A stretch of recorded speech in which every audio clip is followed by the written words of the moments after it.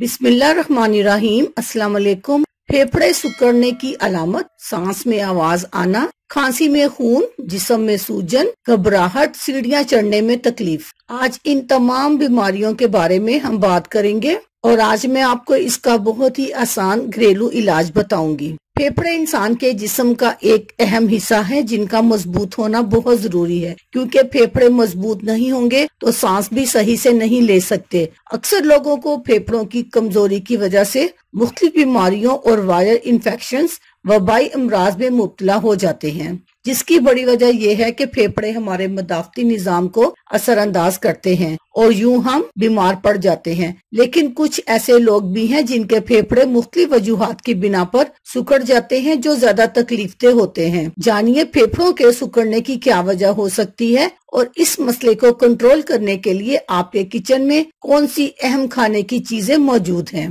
फेफड़े सिकुड़ने की वजूहात। नंबर 1, सांस में आवाज आना। बाजू का सांस लेते वक्त खड़खड़ाहट की आवाज आती है। साथ ही सांस लेने में इस कदर तकलीफ का सामना होता है कि इंसान खुद ही सांस रोकने की कोशिश करता है ताकि तकलीफ से बच सके, जबकि ये कोई हल नहीं है। ऐसी सूरत में डॉक्टर कहते हैं कि फेफड़े सिकुड़ने लगते हैं, जिसकी वजह से शरेयाने और रगें सांस के अमल को खिंचाव की वजह से तकलीफदेह बनाती हैं। नंबर 2, खांसी में खून। खांसी में खून आना फेफड़े के सिकुड़ने और खराब होने की सबसे अहम अलामत है। जो ही मरीज देखे कि खांसी में खून आ गया है, वो फौरी डॉक्टर के पास जाए, वरना सूरत हाल संगीन हो सकती है। नंबर 3, जिस्म में सूजन। जिस्म में सूजन का होना भी फेफड़ों के मर्ज की अलामत है, क्योंकि जब जिस्म में ऑक्सीजन और कार्बन डाइऑक्साइड का अंदराज और अखराज सही तरीके से नहीं होगा, हमारे पट्टे मजबूत नहीं हो सकेंगे, जिस वजह से जिस्म फूलने लगता है। नंबर 4, घबराहट। बैठे बैठे अचानक घबराहट महसूस होने लगे,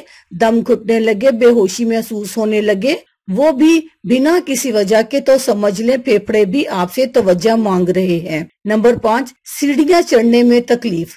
सीढ़ियाँ चढ़ने में तकलीफ महसूस हो, कभी खांसी तो कभी सांस रुकने की शिकायत होने लगे, तो फेफड़े सिकुड़ने की शिकायत हो सकती है। किचन में फेफड़ों को मजबूत बनाने के लिए क्या है? खाने पीने की हर चीज आपकी सेहत और दवाइयों से ज्यादा फायदा देती है, और जब बीमारियां संगीन हो तो कुदरती इलाज पर इंहिसार करना सबसे ज्यादा जरूरी हो जाता है। तरीका इलाज ये है, एक अदरक का टुकड़ा ले और इसका रस निकाल ले। आप चाहें तो इसे ग्राइंड भी कर सकते हैं। रस निकाल कर उसे एक तरफ रख दें। फिर एक टुकड़ा मुलट्ठी का ले और इसे भी ग्राइंड कर ले या पीस कर पाउडर बना ले। मुलट्ठी में पाए जाने वाली एंटी सिट्रस प्रॉपर्टी दिमाग को सुकून रखने में इंतहाई मुफीद है। एक पैन में 1 गिलास पानी ले और उसे खोलने तक पकाएं। फिर आधा चम्मच मुलट्ठी पाउडर शामिल करें और 3 से 4 मरतबा उबाल आने तक पकाएं। फिर इसे छान कर 1 गिलास में निकालें और इसमें अदरक का 1 चम्मच रस शामिल करें। फिर इसमें 1 चम्मच नींबू का रस शामिल कर लें। आखिर में इसमें चीनी शामिल करने की बजाय शहद डालें ताकि इसका जायका अच्छा हो जाए। इस मशरूब के 1 गिलास का इस्तेमाल रोजाना रात को सोने से आधा घंटा पहले इस्तेमाल करें। इस मशरूब को आप 7 से 15 दिन तक इस्तेमाल करें।